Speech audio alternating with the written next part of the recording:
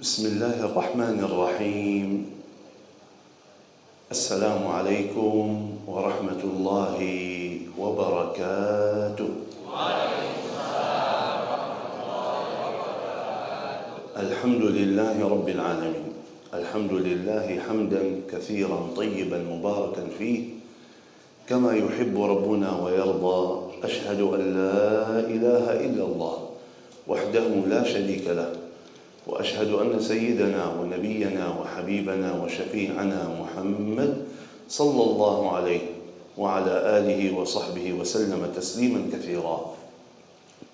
سبحانك لا علم لنا إلا ما علمتنا إنك أنت العليم الحكيم. رب اشرح لي صدري ويسر لي أمري واحلل عقدة من لساني يفقه قولي. Yang saya muliakan, yang saya hormati Ketua Tamir Masjid, yang saya muliakan, yang saya hormati para kiai, asatiz, alim ulama, haji dan hajjah, hadirin hadirat jemaah salat subuh yang dimuliakan Allah Subhanahu wa taala. Salah satu amalan kata ulama yang memudahkan haji kita hari ini. Mungkin di Indonesia ya namanya luar biasa antriannya, ya. Antrian yang luar biasa. Tahun ini alhamdulillah 241,000 jemaah Indonesia haji. Tetapi itu masih panjang sekali antriannya. Salah satu amalan yang memudahkan haji hari ini. Hari ini kata ulama, Anda terasakan, buka HP-nya, kalau ada di TV di rumah, mereka lagi di Arafah di sana, antum nonton di sana, duduk di depan TV, lihat HP live Arafah di sana. Ya Allah aku mau, ya Allah aku mau, belum dapat. Ya Allah aku mohon, aku percaya Engkau ya Allah yang Maha Kuasa. Semuanya di tanganmu, semuanya milikmu. Ya Allah, dengan kun fayakunmu ya Allah, mudahkan haji saya. Terasakan, melihat jemaah di sana, ada sesuatu dalam hati sedih karena belum ke sana. Amalan yang kedua, salat subuh berjamaah. Salat subuh berjamaah, kemudian duduk di masjid. Karena bersabda Rasulullah sallallahu alaihi wasallam, barang siapa yang ikut salat subuh berjamaah, kemudian diam di masjidnya atau di musallanya, zikir, baca Quran, ta'lim, yang benih duduk di musalla sibuk taat, bukan ngobrol-ngobrol, bukan, tapi sibuk taat sampai terbit matahari. Salat 2 rakaat syuruk, pahalanya haji dan umrah sempurna, sempurna, sempurna. Berkah istiqamah dalam amal salih ini, yang pahalanya haji dan umrah, Allah mudahkan haji dan umrah di tanah suci insyaAllah. Bapak Ibu yang dimuliakan Allah Subhanahu wa taala, paling senang kalau isi subuh berjamaah. Karena memang ahli subuh orang yang spesial di mata Allah. Allah yang muliakan ahli subuh. Karena itu banyak hadiah dari Allah khususan untuk ahli subuh. Kenapa? Mahal, sangat berharga di mata Allah. Orang tinggalkan kasurnya yang nikmat, tidur yang enak, tinggalkan rumahnya, datang ke rumah Allah. Sangat berharga di mata Allah. Karena itu coba lihat, 2 rakaat sunnah subuh lebih baik dari dunia dan segala isinya. Burika li ummati fi bukuriha. Allah subhanahu wa ta'ala setiap subuh bagi-bagi berkah. Ikut subuh, dapat berkah dari Allah. Tidak ikut subuh, hilang berkahnya. Cuman waktu subuh bagian berkah. Orang datang ke masjid waktu yang gelap, dapat cahaya sempurna hari kiamat.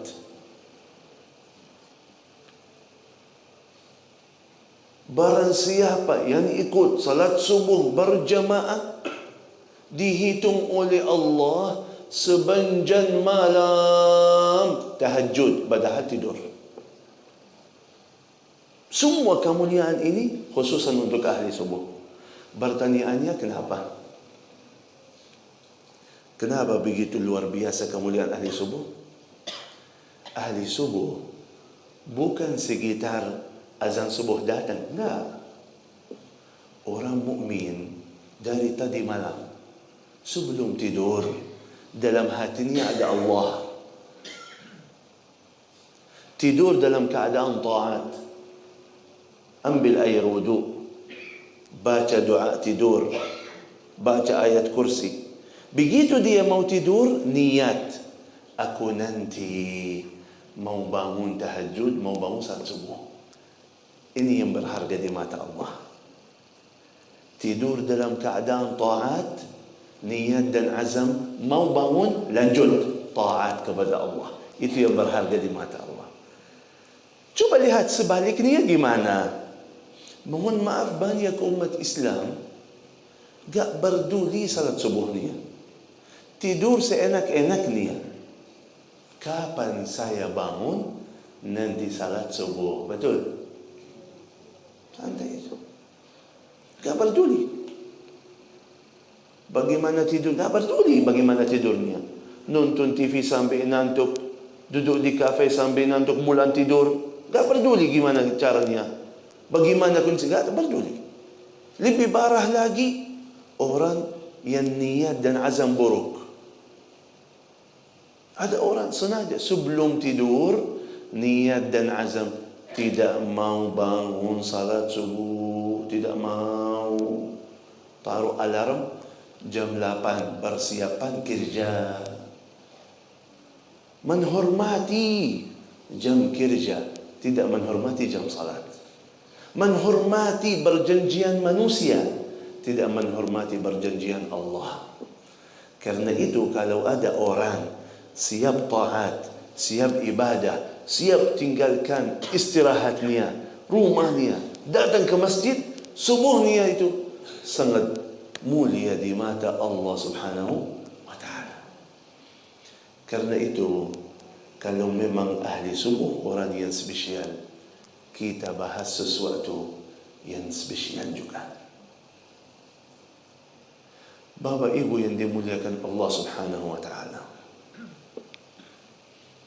dalam Al-Quran ada satu kata Allah Subhanahu wa ta'ala ingin banget kita perhatiin. Apa? Afala tatafakkarun, afala ta'qilun, afala tadhakkarun. Kok kenapa tidak mau memfikirkan, tidak mau perhatikan, tidak mau pakai akalnya? Kenapa begini? Untuk apa seperti ini? Selalu dalam Al-Quran ada kata ini. Biar kita apa? Biar kita selalu bertafakkur. Bertafakkur untuk apa? Untuk kita jadi lebih baik. Dan yang luar biasa, manusia bertafakkur ternyata. Manusia bertafakkur, selalu pakai akalnya. Tapi untuk urusan dunianya, itu aja. Dunia maju. Banyak memfikirkan dunianya. Bagaimana ini bisa lancar? Bagaimana ini bisa berhasil? Bagaimana usaha saya bisa? Bagaimana kerjaan saya? Bagaimana anak saya? Bagaimana ini? Dunia kita selalu kita memfikirkan bagaimana jadi lebih baik. Bagaimana lebih lancar. Bagaimana lebih sukses.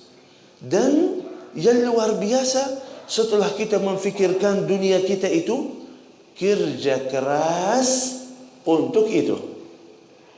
Coba lihat sekarang urusan dunia kita. Mohon maaf, kita berikan kepada urusan kita berapa jam ya?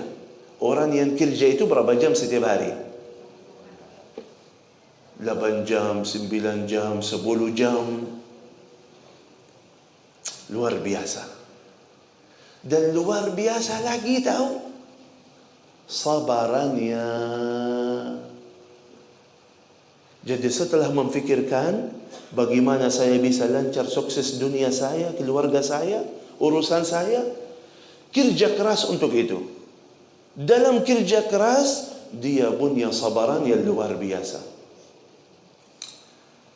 Kerja 8 jam, 10 jam, jauh kantornya, gak apa-apa. Sabar dia.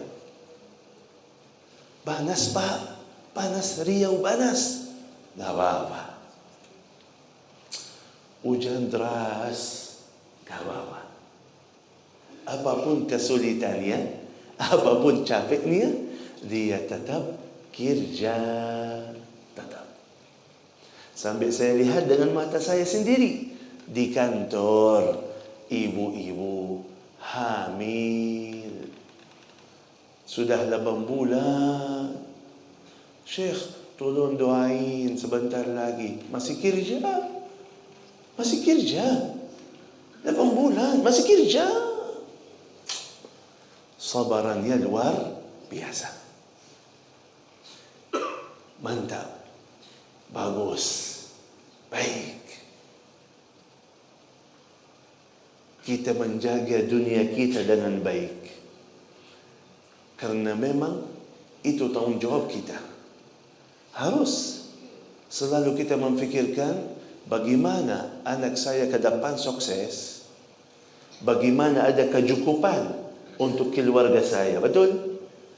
Seandainya ada orang kerja keras, capek, tapi ternyata penghasilannya tidak cukup. Apa yang dia lakukan?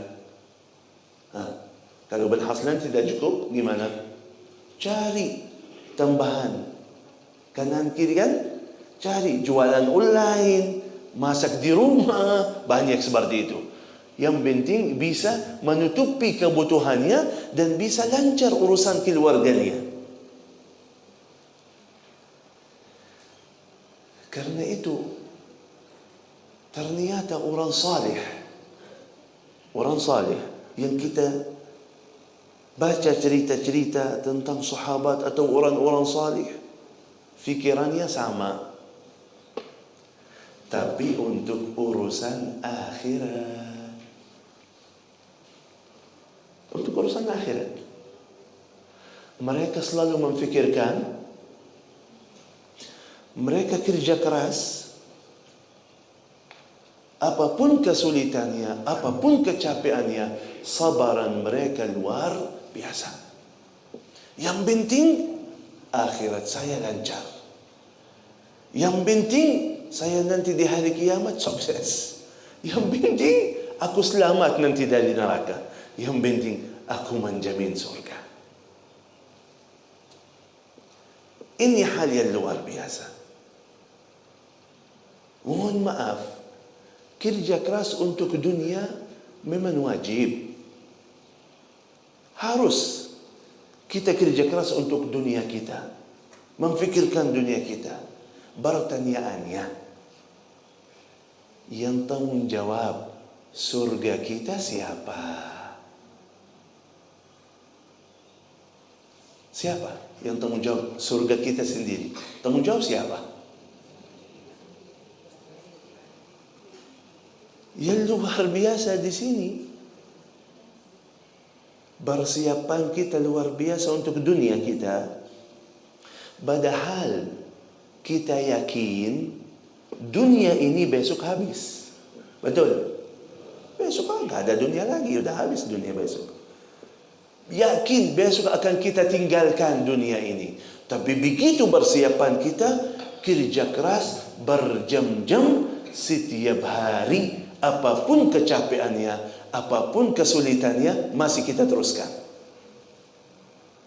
Boleh. Terus, kalau untuk dunia yang sementara, yang besok habis, siap kerja 8 jam. Tenaga yang luar biasa, fikiran yang luar biasa, sabaran yang luar biasa. Untuk surga yang nikmat selama-lamanya, siap berapa jam? Kalau untuk dunia 8 jam kerja. Untuk surga yang selama-lamanya nikmat, berapa jam? Maaf. Berapa minit? Salat paling cepat, Quran paling sedikit, zikir ketinggalan, taat kita biasa-biasa. Berarti mohon maaf, ada masalah di sini. Ada masalah. Kok untuk yang besok habis, tenaga yang luar biasa, waktu yang luar biasa, yang besok habis. Tapi kok yang selama-lamanya cuma sebentar. Baru kita tafakkur dulu. Baru kita hitung lagi. Kenapa? Bukan masalahnya lubah dunia kita. Tidak, jangan salah faham. Boleh kerja keras untuk dunia, tapi jangan sampai ketinggalan akhirat. Itu aja. Jangan sampai ketinggalan akhirat. Paling tidak bagi orang mukmin, Rabbana atina fid dunya hasanah wa fil akhirati, bagi dua lah. Bagi dua, 50% dunia, 50% akhirat. Dua-duanya jalan, aman. Tapi 99 dunia, 1% akhirat.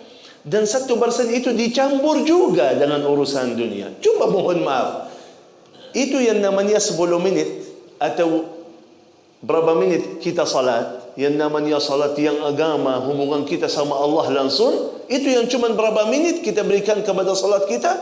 Allahu Akbar. Kunci saya di mana? HP saya ketinggalan. Tadi belanja berapa? Malah campur. Itu yang berapa menit aja dicampur sama urusan dunia kita. Gimana ini?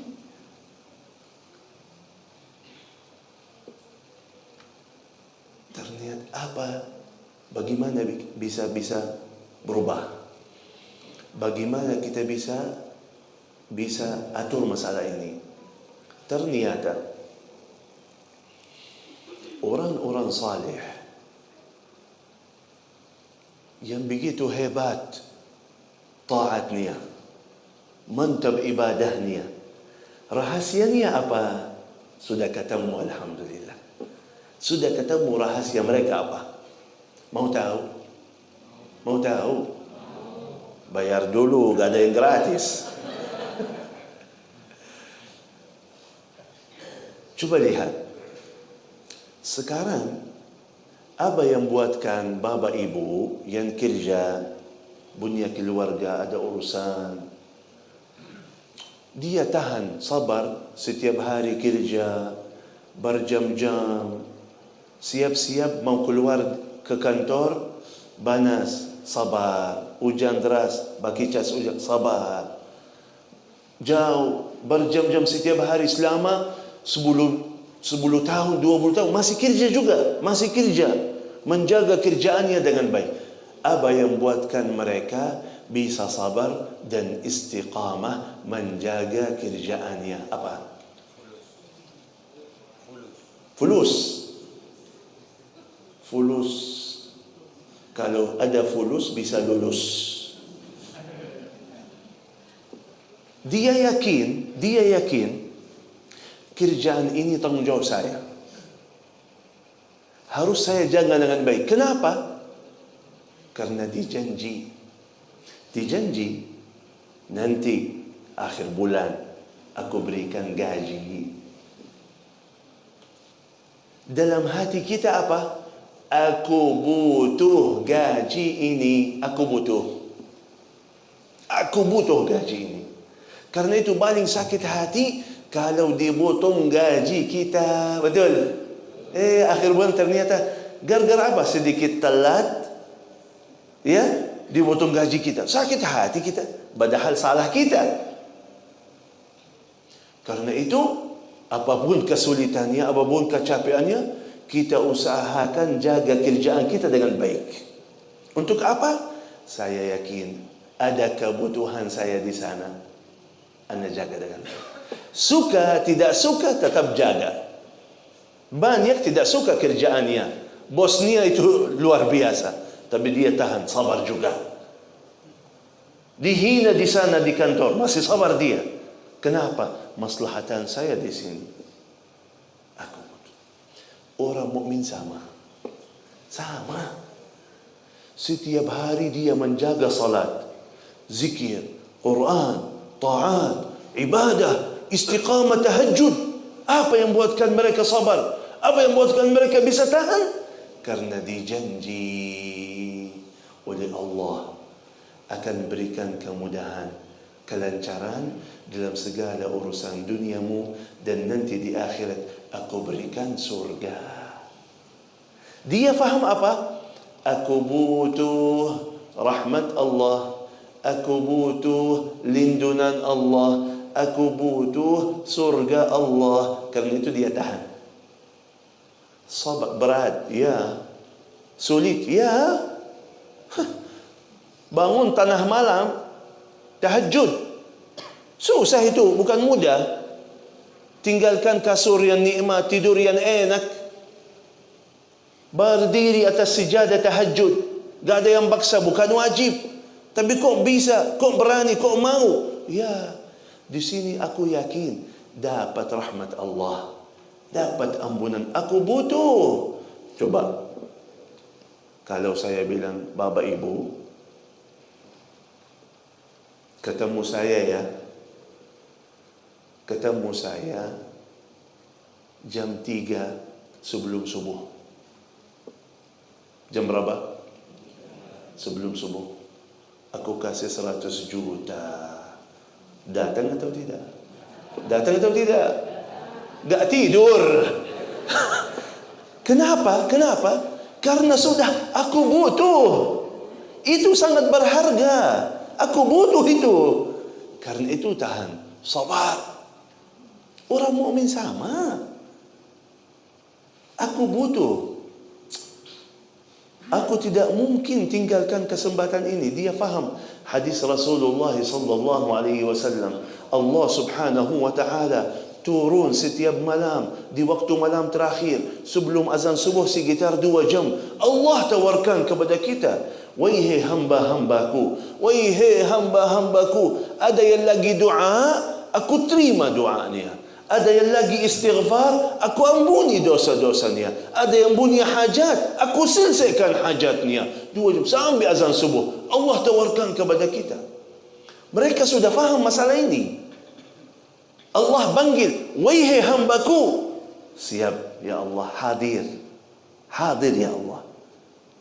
Di tempat yang engkau suka, ya Allah, sejadah. Lagi amalan yang engkau suka, ya Allah, tahajud. Beda dengan kita, mohon maaf. Wahai hamba-hambaku, wahai hamba-hambaku. Jawaban kita seolah-olah gak ada kebutuhan. Seolah-olah kita tidak punya dosa atau tidak punya hajat. Itu ternyata orang mukmin fikirannya, aku butuh rahmat Allah. Ternyata di dalam Al-Quran dan di dalam hadis Rasulullah sallallahu alaihi wasallam dijelaskan, kalau anda ingin duniamu lancar, sukses, selamat, itu taatmu. Taat kita yang memudahkan urusan kita. Ibadah kita yang mendatangkan rizki kepada kita. Zikir kita yang mendatangkan rahmat Allah bagi kita. Quran kita yang menjaga dan lindungi keluarga kita. Kata Allah, وَمَا تَفْعَلُوا مِنْ خَيْرٍ فَلِأَنفُسِكُمْ. Semua kebaikan-kebaikan kalian, untungnya, manfaatnya kembali lagi kepada dirimu sendiri. Artinya apa? Orang yang selalu dekat kepada Allah, isi taat, ibadah, zikir, Quran, Allah subhanahu wa ta'ala terus menerus rahmatnya, ampunannya, kemudahan, kelancaran, mau apa aja Allah berikan langsung. Tapi orang yang jauh dari Allah, mana bisa dapat? Orang yang tidak pernah baca kalamullah, orang tidak pernah masuk ke rumah Allah, mana bisa dapat rahmat Allah? Mana bisa dapat? Al-Quran, Inna rahmatallahi qaribun minal muhsinin. Sesungguhnya rahmat Allah dekat sekali dari orang muhsinin. Orang yang luar biasa ibadah, luar biasa taat, mantap. Itu rahmat Allah sangat dekat kepada mereka. Kapan anda ada kebutuhan, tambah anda minta, langsung datang tolongan Allah subhanahu wa ta'ala. Tambah anda minta, Allah di situ. Allah sayang, ini hambaku yang sebenar-benarnya. Bapak ibu yang dimuliakan Allah subhanahu wa ta'ala, bagaimana kita bisa istiqamah? Berubah mahaman. Berubah mahaman. Aku butuh surga Allah, aku butuh rahmat Allah. Biar dunia saya lancar, harus ada tolongan Allah. Biar keluarga saya berkah, aku butuh rahmat Allah. Taat, ibadah, lancar, sukses, berkah. Ini jaga salat subuh dapat berkah. Taatmu itu yang memudahkan duniamu. Kita belajar satu kata yang luar biasa di Indonesia. Kalau kejar dunia akan capek, belum tentu dapat. Belum tentu dapat. Ada hadisnya itu. Tapi kalau kejar akhirat, akan dapat akhiratnya. Dan Allah berikan dunia sebagai bonus gratis. Bonus gratis. Dua-duanya berarti. Karena itu orang mukmin selalu harus menjaga dua hal. Kalau kita selalu memfikirkan masalah itu, insya Allah ke depannya lancar. Taat ibadah kita lebih baik. Apa itu? Yang pertama, tidak cukup bagi orang mukmin taat dan ibadah, tidak cukup. Tapi selalu man utamakan taat dan ibadah. Beda jauh orang taat ibadah dengan man utamakan taat dan ibadah. Gimana artinya? Contoh, siap-siap di rumah, mau jemput anak jam 12, mau jemput anak, mau keluar dari rumah, Allahu Akbar, azan zuhur. Salat dulu atau jemput anak dulu? Sebentar. Sebentar. Jemput anak dulu baru mau salat. Salat bukan tidak salat, tapi mengutamakan yang lain.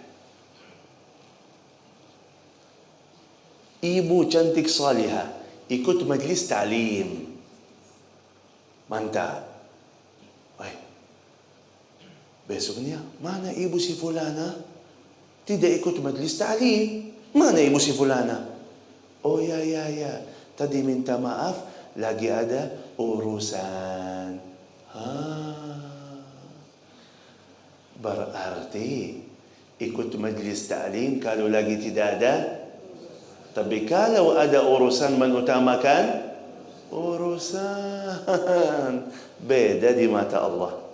Beda dengan yang mengutamakan urusan. Ada dunia, gak mau. Ini dulu, akhirat saya dulu. Majlis ta'lim dulu, ada rahmat, ada barakah, ada malaikat, ada doa mustajab, ada Quran, ada zikir. Mengutamakan ini. Dunia, gak apa-apa nanti. Ini dulu. Jadi bukan dia suka majlis ta'lim, ikut majlis ta'lim, tapi mengutamakan yang lain. Enggak boleh. Baca Quran, kapan baca Quran? Kalau malam Jumaat. Kalau ada orang meninggal dunia. Kalau ada waktu. Indonesia luar biasa.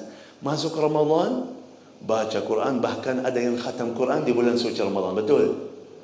Habis Ramadan, wabillahi taufiq wal hidayah. Udah, tak ada lagi. Yang kemarin istiqamah baca Quran, sekarang tak ada lagi. Artinya apa? Berikan kepada taat dan ibadah sisa waktu. Tak boleh. Beda dengan orang yang mengkhususkan waktu untuk baca Quran. Beda dengan yang berikan sisa. Kalau ada waktu, saya akan baca. Tak boleh. Artinya Bapak Ibu memfikirkan masalah ini. Selalu mengutamakan taat dan ibadah. Ya, nanti urusan yang lain, nanti setelah itu. Allah bangga. Kenapa? Biar kita faham bahayanya seperti apa. Contoh, biar lebih jelas. Ada orang polisi, tentara ada di sini? Ada? Hah? Ada orang polisi, tentara? Enggak ada ya? Enggak ada. Taib. Ini contoh. Karena saya sering isi di kantor polisi, tentara sering isi sama mereka. Ini ada orang polisi atau tentara lagi kerja sesuatu di kantornya, ya, lagi urus sesuatu di kantornya. Taib. Tiba-tiba datang Pak General. Panggil. Mas, sini. Sikapnya seperti apa? Ada yang tahu? Sikap polisi itu yang lagi kerja, yang lagi sibuk itu. Kalau datang Pak General, panggil. Sikapnya seperti apa?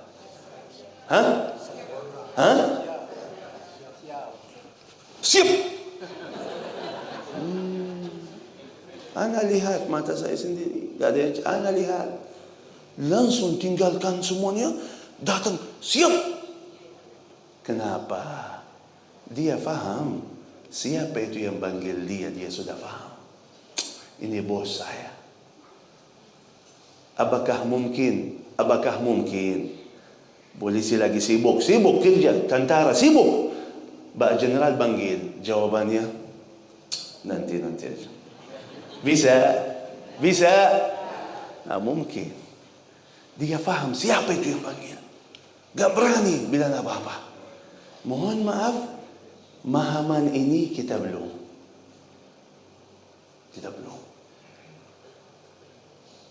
Allahu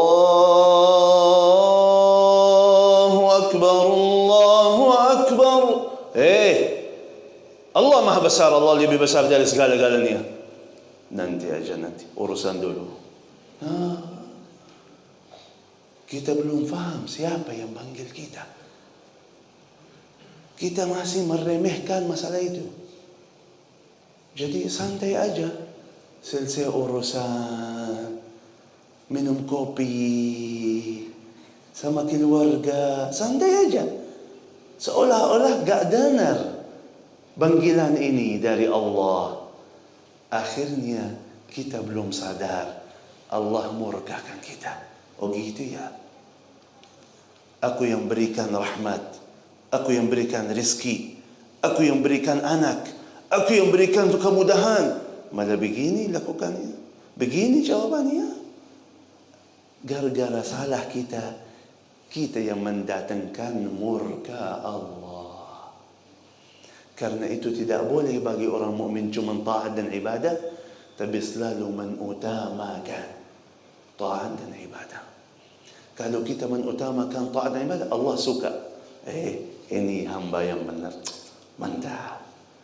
Selalu hadir lebih awal, taatnya lancar, ibadahnya ini mantap.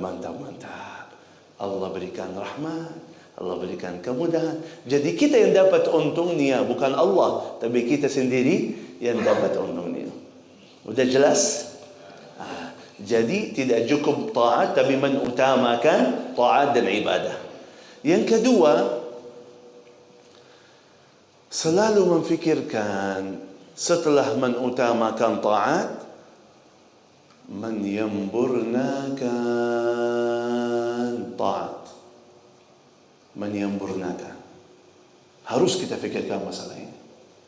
Gimana artinya? Contoh.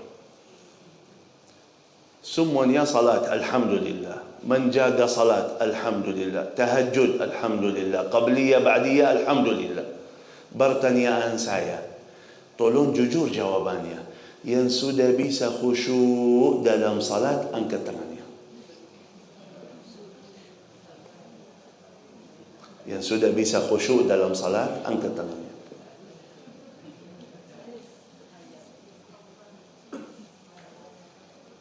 Setiap hari salat, berkali-kali, puluhan tahun, masih salat kita sama. Tak boleh.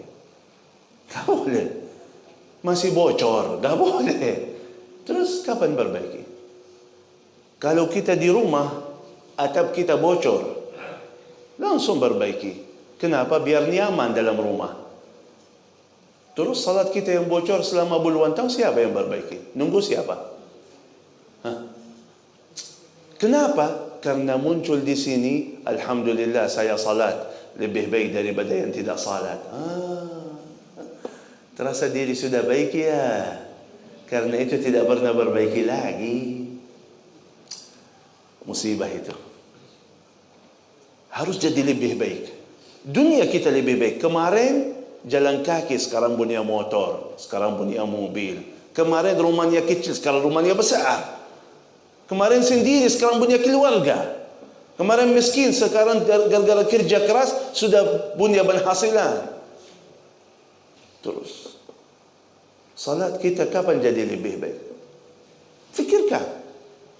Seperti apa? Bagaimana harus saya jadi lebih baik? Quran kita baca Quran. Coba lihat. Tolong yang sudah hafal 30 juz, angkat tangannya dulu. Bapak ibu yang sudah hafal 30 juz, angkat tangannya dulu. Astagfirullah, maaf salah. Juz 30. Bukan 30 juz, maaf. Juz 30. Yang sudah hafal juz 30, angkat tangannya. Masih salah baca ini. Masih salah ini. Udah. Yang hafal 3 qul, angkat tangannya. Enggak apa-apa. 3 qul wal asri inna a'tainaka alhakumu. Ya enggak apa-apa. Berapa surat dalam juz 30? Alhamdulillah. Pertanyaan saya, hafalan Bapak Ibu berapa surat dalam juz 30? Sudah berapa tahun? Sudah berapa tahun itu? 1 tahun ada? Lebih? 5 tahun ada? Lebih? 10 tahun ada? Lebih? 20 tahun ada? Lebih? 30 tahun ada? Lebih? 40 tahun ada? Oh, puluhan tahun masih sama. Hafalan kita masih sama. Bacaan kita masih sama. Belum perbaiki bacaan, masih salah bacaannya. Hurufnya masih salah juga. Gak perbaiki bacaan. Yang anda baca selama puluhan tahun, setiap hari itu selama puluhan tahun dalam salat, yang berapa surat dalam juz 30? Artinya apa? Artinya apa? Hukum dalamnya ada apa? Tak tahu. Sampai kapan? Tahu? Bukan masalahnya sudah tahu atau belum, sudah lancar atau belum. Masalahnya tidak pernah kita memfikirkan. Itu masalahnya. Itu masalahnya. Bukan masalah saya belum bisa khusyuk dalam salat, tapi masalahnya gak pernah mau khusyuk dalam salat. Salat seperti apa? Ya, apa aja gak apa-apa. Baca apa aja gak apa-apa. Zikir yang mana? Apa aja gak apa-apa. Tapi kalau untuk dunia, yang paling bagus, yang paling baik, yang paling mewah, kita kejar, kita kerja, kita minta yang paling bagus. Tapi untuk akhirat, untuk surga, apa aja gak apa-apa. Salat yang mana enggak apa-apa, zikir enggak apa-apa. Itu yang tidak boleh. Itu yang tidak boleh. Karena itu jemaah salat subuh yang dimuliakan Allah Subhanahu wa taala, jaga dua hal ini. Mengutamakan taat, selalu menyempurnakan taat. Usahakan, memfikirkan Allah janji bagi orang yang mau, Allah berikan kemudahan. Sudah mau lebih baik. Artinya gimana? Begitu dalam sujud kita, dalam doa kita tahajud, ya Allah, aku malu ya Allah, puluhan tahun belum bisa hadirkan hati saya dalam salat. Ya Allah, aku ingin banget nikmati salat saya, aku ingin banget khusyuk dalam salat, belum dapat. Ya Allah tolong, ya Allah, dapat. Tapi kita doa, kita nangis, ya Allah, anak saya belum nikah, ya Allah, usaha saya bangkrut. Masih fikirkan dunia, masih mau dunia lebih baik.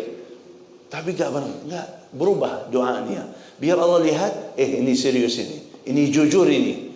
Ya Allah, aku malu. Puluhan tahun bacaan saya kulhu terus, enggak mau lagi ya Allah. Berarti mau jadi lebih baik. Bagi Allah sudah cukup, akan Allah berikan kemudahan dalam taat dan ibadah. Yang penting Anda sudah mau, Anda sudah siap, Allah berikan kemudahannya. Ya Allah, aku manusia lemah, banyak godaannya, banyak fitnahnya, banyak kesibukannya. Ya Allah, bantulah saya. Ya Allah, mudahkan urusan saya. Biar ya Allah kuatkan iman saya, sempurnakan yakinan saya, biar bisa isi taat ibadah yang terbaik. Ya Allah, ya Allah. Allah berikan kemudahan. Fikirkan dulu, kerja keras pasti berhasil. Pasti berhasil. Sabar ya. Bagaimana sabar dunia, sabar untuk akhirat. Sabar. Susah sulit ya, sabar. Pasti akan Allah berikan kemudahan. Bapak Ibu yang dimuliakan Allah Subhanahu wa taala, dalam kesempatan ini majlis ilmu doanya mustajab. Apalagi ahli subuh, apalagi dalam rumah Allah, apalagi dalam 10 hari Dzulhijjah. Kita tutup doa, khususan doa hajat, karena kata Rasulullah, doa itu senjata orang mukmin. Dan kata Allah, doalah kepadaku, aku akan ijabah. Pasrah, minta kepada Allah. Ya Allah, kita ingin, kita mau. Wa qala rabbukum ud'uni astajib lakum. Doalah kepadaku, aku akan dijawab. Sudah selesai. Yang sudah lalu tidak usah kita bahas. Buka halaman baru bersama Allah. Buka halaman baru. Niat dan azam kita jadi lebih baik. Niat. Innamal a'malu. Niat dan azam kita ingin jadi lebih baik dalam taat dan ibadah kita. Allah berikan kemudahan. Karena itu Bapak Ibu, kita tutup doa, mohon hadirkan hatinya, sebutkan hajatnya, ya. Apapun hajatmu yang di mata kita mungkin masih jauh, susah, mustahil, yakinilah bagi Allah semuanya mudah, semuanya kecil. Satu kata kun fayakun, beres hajat kita semuanya. Tapi sebelum saya berdoa, bagi-bagi hadiah. Kebiasaan almarhum Syekh Ali Jabir bagi-bagi hadiah untuk jamaah. Jamaah yang spesial, yang ikut satu hati, satu niat, satu tujuan, satu fikiran bersama almarhum Syekh Ali Jabir untuk mensyiarkan Al-Quran, membumikan Al-Quran. Walaupun beliau sudah wafat 3 tahun lebih, berkah doa jamaah, kemudahan dari Allah, kita masih lanjut. Program beliau yang ada di TV masih lanjut. Pesantren beliau masih lanjut. Keliling seluruh Indonesia bertemu dengan jamaah, masih kita lanjut, salah satunya ini. Alhamdulillah kali ini diundang teman-teman kita di Bakambaru di sini, di Riau. Mereka semangat berjuang bersama Al-Quran. Dan Alhamdulillah 2 tahun lalu Allah buka hati salah satu jamaah Riau di sini, berikan tanah wakaf. Selama 2 tahun saya sering datang ke Riau. Alhamdulillah, pesantrennya udah siap semuanya. 100% udah siap, alhamdulillah. Tinggal sekarang isi niat aja. Finishing niat, isi niat aja. Tapi kalau pesantren sudah siap, bangunannya udah siap semuanya. Dan alhamdulillah, kita seperti kebiasaan pesantren-pesantren yang kita kerjasama, kita buka kesempatan bucket untuk anak yatim duafa yang tidak bisa dan tidak mampu bayar. 30 bucket di pesantren ini gratis 100%. Bukunya, seragamnya, makanannya, semuanya gratis. Untuk 30 bucket anak yatim duafa. Menurut saya, tempatnya di Riau, orang Riau yang kelola, dari orang Riau untuk orang Riau. Jangan nunggu orang dari luar datang membantu kalian. Saya cuma penantara aja. Kerjasama menuju ke surga Allah Subhanahu wa ta'ala. Karena itu mungkin kita berikan kesempatan untuk Yayasan Sahabat Umat, Ketua Pondok Pesantren Al-Qurra wal Huffaz yang ada di Riau di sini, kita bagi-bagi hadiah dulu. InsyaAllah setelah itu kita tutup dengan doa. Kepada Ustaz silakan.